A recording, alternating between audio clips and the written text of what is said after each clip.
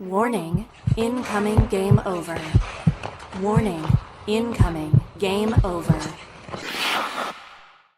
Hello, everyone. Welcome into Game Over Toronto following a 5-2 win by the Leafs against the Philadelphia Flyers on Saturday night. The only Toronto sports thing that's going on Saturday night that people are paying attention to, obviously. For those of you who might be listening to this retroactively in the days after this game, because obviously Game 7 of the World Series is happening right now, then hello, I'll give you a brief rundown of this game. This is going to be a very short show compared to what we normally do, just because obviously I want to go watch the rest of Game 7, and anyone who is watching live, we're all going to want to go watch Game 7. At the time of starting this stream, the Jays just got out of the top of the 6th, and so this is going to be, we're going to go as quick as possible. My name is Zach Payne. I'm going to be your host for this evening. Now, for those of you who are new here and you don't know, the way we structure these shows is the first period, I like to do just a general game recap, the what happened in this game. Second period, we're going to talk about the big story. Third period, we're going to talk about a smaller story. And then fourth period, Q&A. But I imagine the Q&A segment will be cut a little short as the Jays are now bottom of the 6th. So I'm going to be checking in on the Jays throughout, and I will, we're just going to go through it. So to start this game, the Leafs, one of the problems that they've had lately is defensive zone breakdowns and not getting saves. If you watch the Columbus game, the god-awful Columbus game the other night, the Leafs couldn't get a save to save their lives, ironically. In this one, with Stolarz back between the pipes, you expect better goaltending, and they did end up getting it. But it didn't start out that way. In the first, just over a minute into this one, the Flyers coming in, and it's a 3-on-3 rush, essentially, with Konechny, Nikita Grabenka, an old friend, and then Christian Dvorak. And the puck goes into the corner, and Chris Tanev is following Konechny. John Tavares is on Dvorak, sort of, but he kind of peels away because the puck gets dropped to Grabenkin, and so Tavares chases him. Oliver Ekman-Larsson covers no one on the play, and as a result, Dvorak's left wide open for the one-timer. He snaps it over the shoulder of Anthony Stolarz to give the Flyers the early lead. Now, the Leafs, in the moments after that, started to get some good jump. They got a couple of good offensive zone shifts. Max Domi had a nice play where he got a good shot attempt off. And then on a play where I believe it was Forster on the Flyers, he blocks a shot, he goes down, and that takes him out of the play, essentially making it a 5-on-4. Morgan Riley sends it over to Austin Matthews, and Austin Matthews with a vintage rip right over the shoulder of Dan Vladar, a vintage snapshot, top shelf. It was absolutely beautiful. It was perfect. It was everything that we're used to seeing from Austin Matthews and that we haven't seen enough so far this season. Super nice to see him just beat a goalie clean with that, and he gets his 6th of the season to tie the game at 1. Then the rest of the first period, the Leafs were controlling play for the most part. They did get a 4-minute power play on a play where Travis Konechny took a high sticking and then got an abuse of officials or unsportsmanlike, something around those lines. And that gave the Leafs a 4-minute power play. In the first minute of that power play, the Leafs top unit was moving the puck around really well. They were snapping passes quickly. They were getting to the net, being direct. And then once they lost the zone, second unit comes on, and that was basically it. They didn't get anything going the rest of the power play. The top unit with like 30 in the last minute of the 4-minute power play got some good action with some good passes, but they didn't really get as much action at the end of it, so Leafs unable to convert there. To start the second period, the Leafs take a too many men penalty that puts the Flyers on the power play, and on that power play, Trevor Zegras would send a shot that banked off of both posts, causing a little bit of chaos in the crease.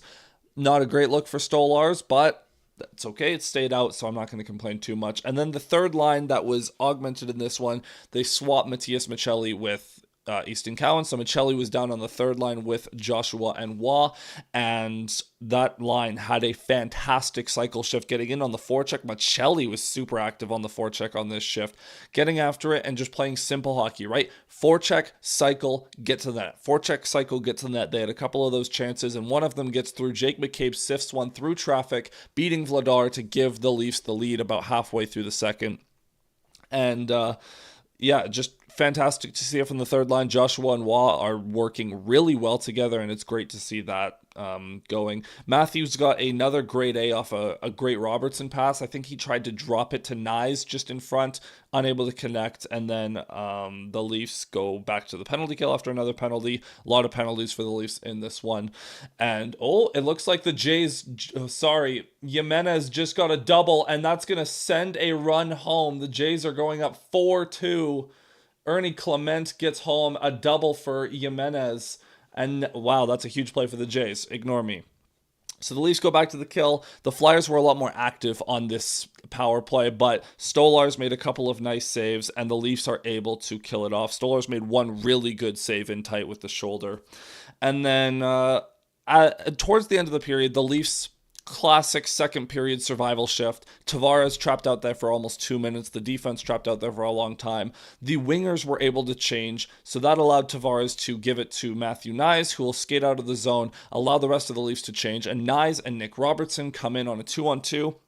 Matthew Nyes makes a great play to attack both defenders and drop it to Nick Robertson to give him some space, and Nick Robertson, from about the ringette line, just uncorks a beautiful bar down shot from distance. Nick Robertson, I understand why the Leafs don't want to trade him, because oh my lord, he has a gift with his shot. I know he's super one-dimensional, but man, he is so capable of scoring 20 goals in a season in this league. His shot is legitimately unbelievable. Aside from Matthews and maybe Nylander, probably the best shooter on the team.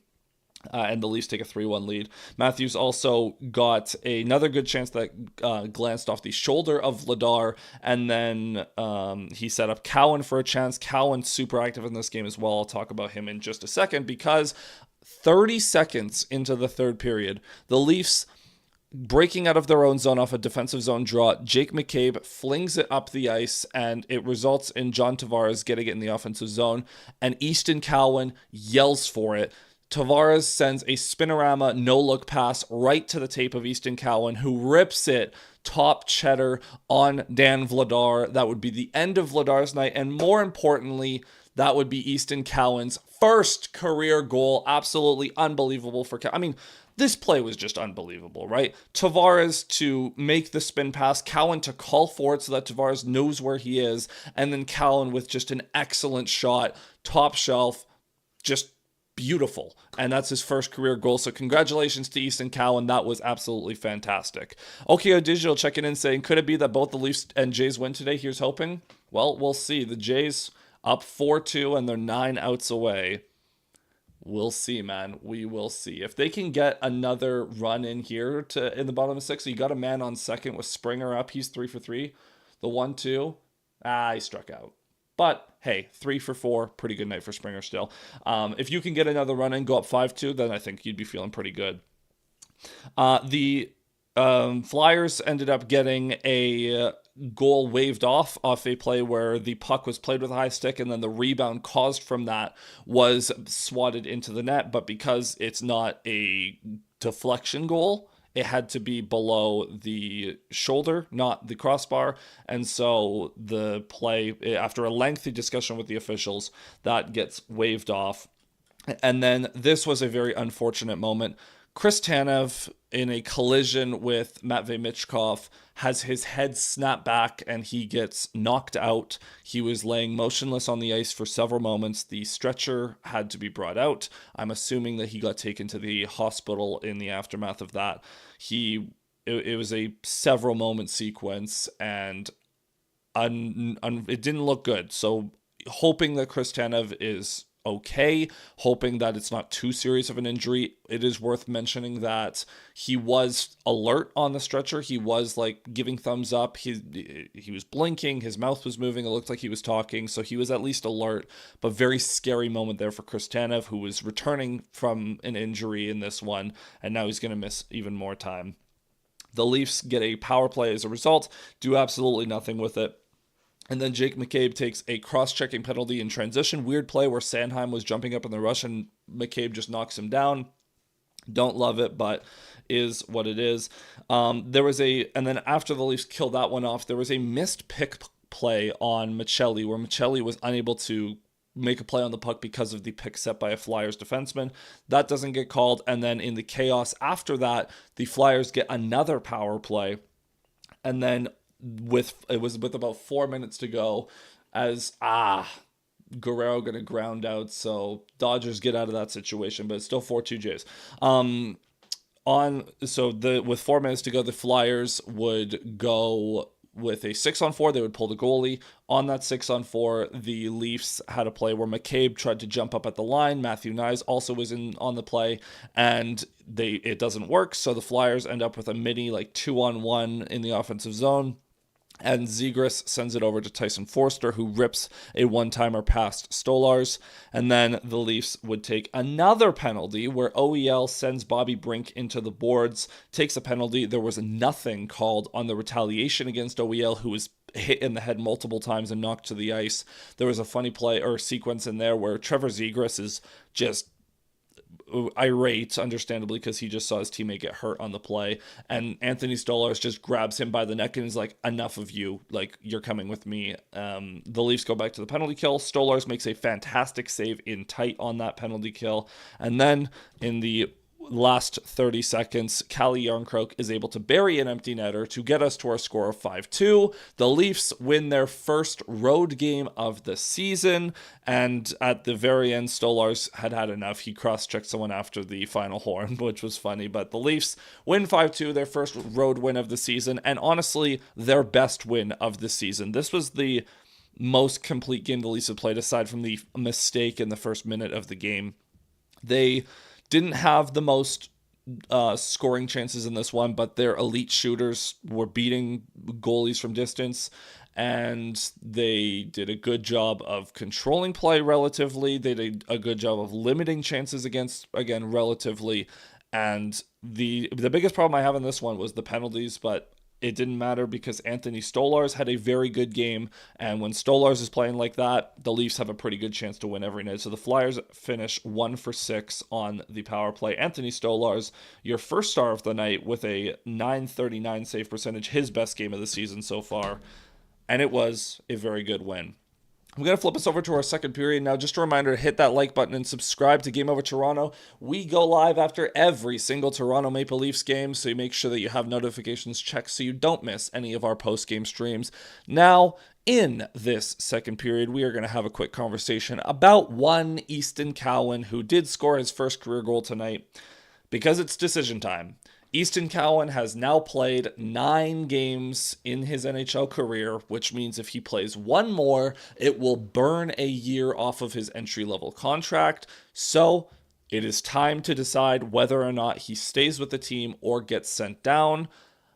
And it is also worth noting, William Nylander, hurt for this game. He might be coming back on Monday. We'll see. Scott Laughton was pushing to be ready in this game. He is almost back, or he's pretty much ready.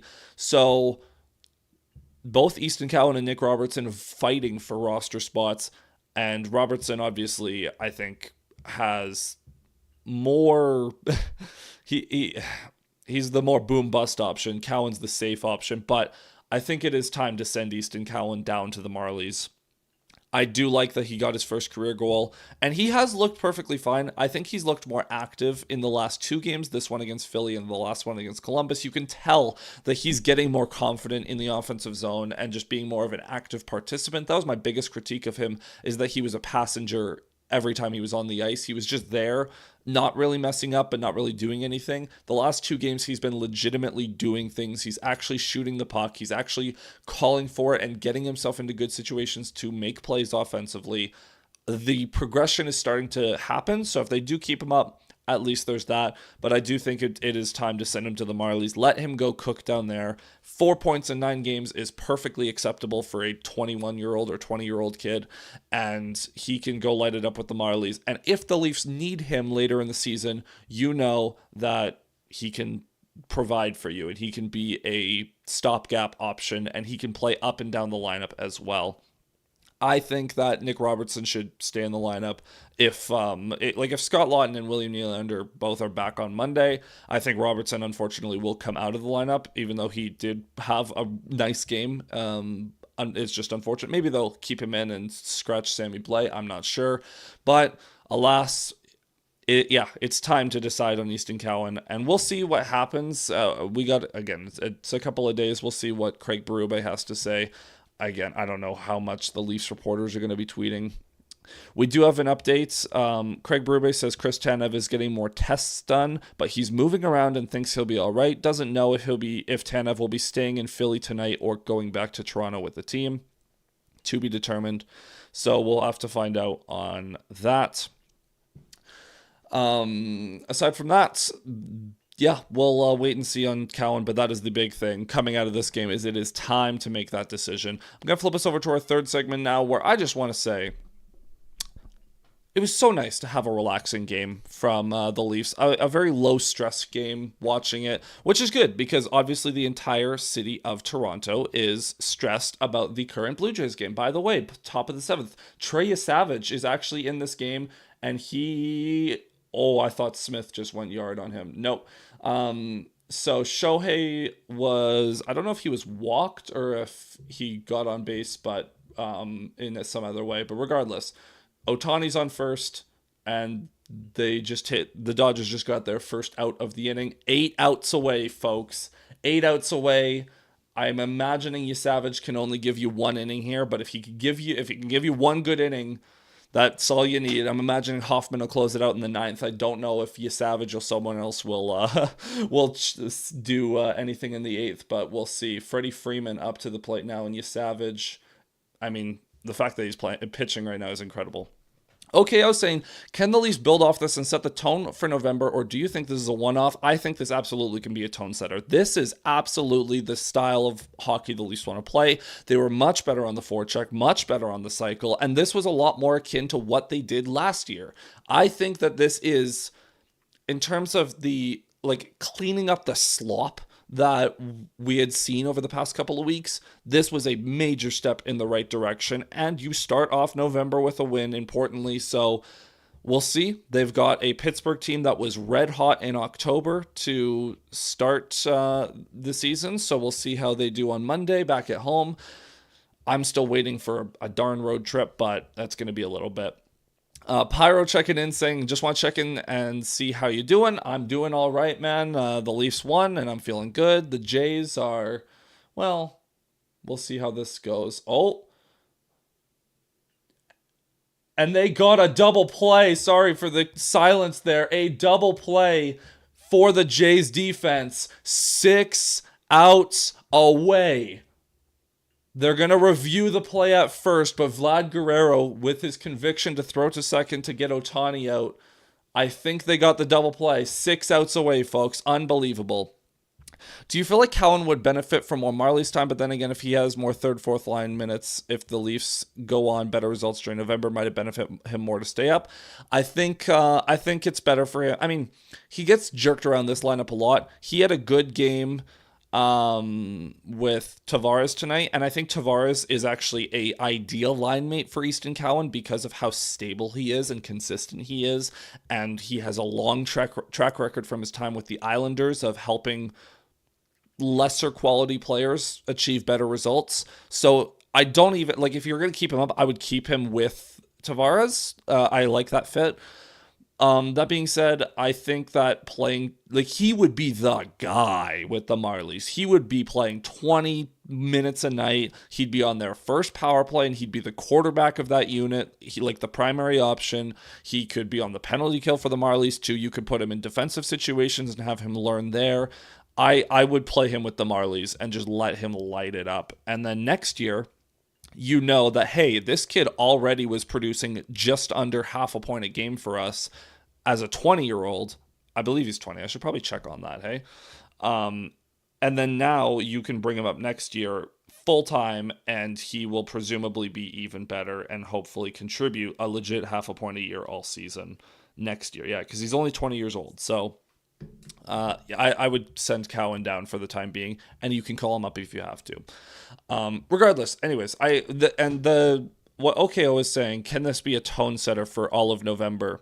This is what I'm hoping for. So I will say, 5-on-5 in this game, the Leafs didn't generate as much offense as they ought to in the context of like a normal game, they only had 5 high danger chances, 5-on-5. They only had 1.86 expected goals, 5-on-5. That's not enough. That being said, the Austin Matthews goal is not going to be counted as too high of an expected goal or a high danger chance.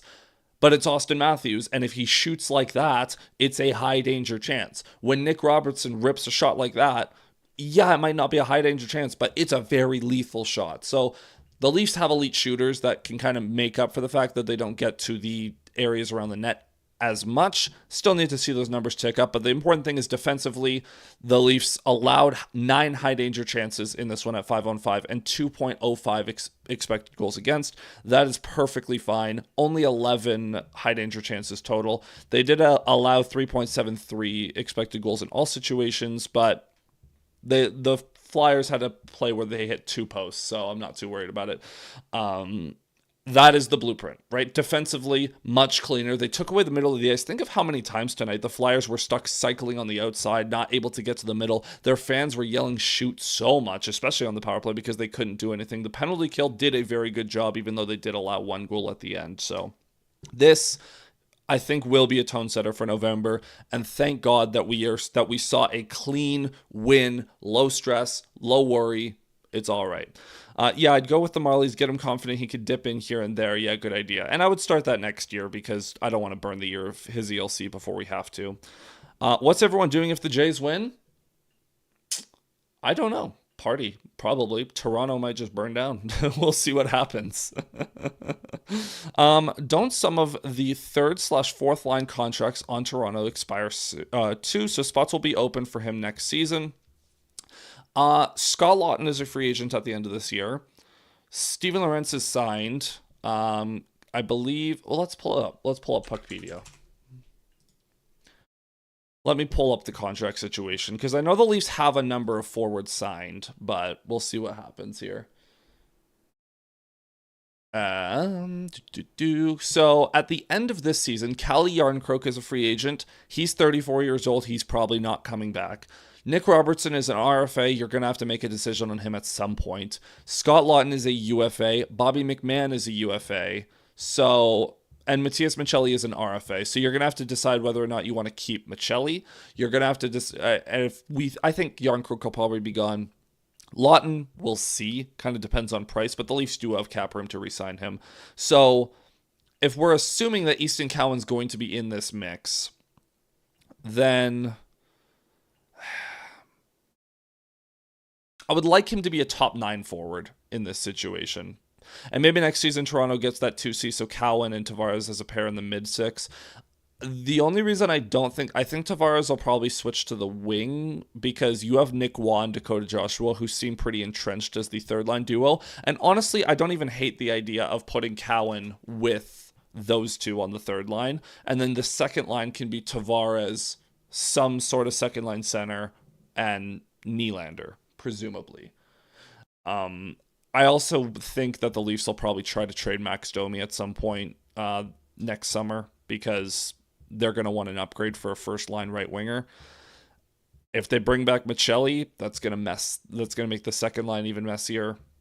The Leafs are going to have some decisions to make, but that's a long ways away. Stoli doing Form 2, like returning to form. I mean, I hope so. That he was very good in this game, like a lot closer to what we saw last year than what we've seen so far this season. Who out of those expirings would you keep? I would consider keeping Laughton just because you invested so much to get him, but it just depends on price. Robertson, we'll see how the rest of the season goes. Same with Michelli.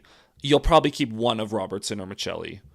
I think Michelli, like, quietly supporting him. Yeah, I think the thing with Michelli is he has been better than his stats indicate. He has done a great job at putting his teammates in positions to succeed, and his line mates just have not been burying. So, unfortunate for him, but is what it is.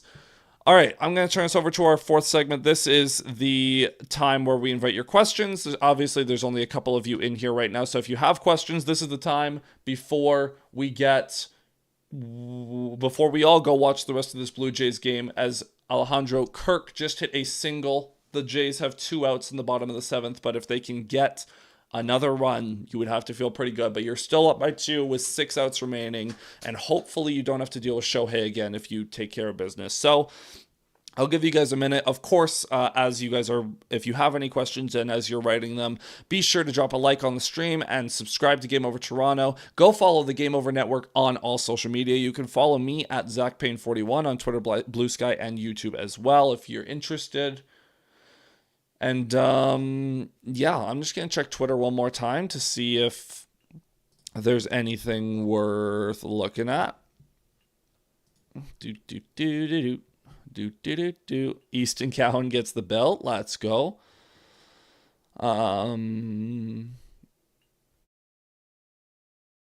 Yeah, no, I don't think there's anything.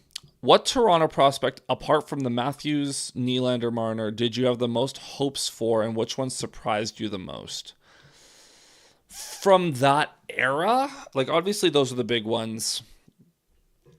I really liked Andreas Janssen when he was coming up.